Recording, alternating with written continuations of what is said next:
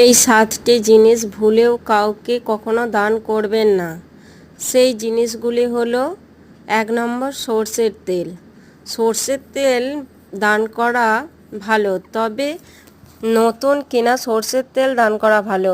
নিজের ব্যবহার করা সরষের তেল কখনোই কাউকে দান করা উচিত নয়। দ্বিতীয় হলো জামা কাপড়।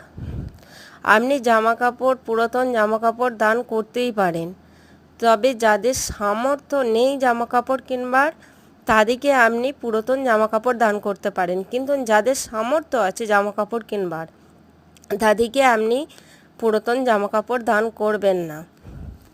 ধর্মগ্রন্থ। 3 নম্বর হলো ধর্মগ্রন্থ। ধর্মগ্রন্থ দান করা খুবই ভালো, তবে নতুন ধর্মগ্রন্থ দান করা ভালো। পুরাতন ধর্মগ্রন্থ কখনোই দান করা উচিত নয়। 4 নম্বর হলো স্টিলের জিনিসপত্র। আপনি স্টিলের জিনিসপত্র কখনোই কাউকে দান করবেন না।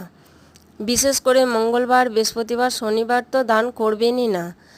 আপনি স্টিলের জিনিসপত্র যাকে দান করবেন বা যার সাথে গ্রহণ করবেন তার সাথে আপনার সম্পর্ক খারাপ হয়ে যাবে। ধারালো জিনিস কখনোই কাউকে দান করবেন না, যেমন ছুরি, কাঁচি, কাটারি, কোদাল, এইসব জিনিস আপনি কাউকে দান করবেন না। এগুলি দান করলে মা লক্ষ্মীর রুষ্ট হয়। 6 নম্বর হলো ঝাঁটা। ঝাঁটা কাউকে দান করলে সেটি নেগেটিভ এনার্জি পরিপূর্ণ হবে আপনার গৃহে। সঞ্চয় টাকা আয়ের চেয়ে ব্যয় হবে বেশি। 7 নম্বর হলো বাসি খাবার। আর বাসি খাবার যদি আপনি কাউকে দান করেন তাহলে আপনার সংসারে শ্রীবৃদ্ধি হবে না, আপনার সংসার আর্থিক কষ্টে জর্জরিত হয়ে উঠবে। এই 7টি জিনিস কখনোই কাউকে দান করবেন না। এই জিনিসগুলি আমি আর একবার বলে দিলাম।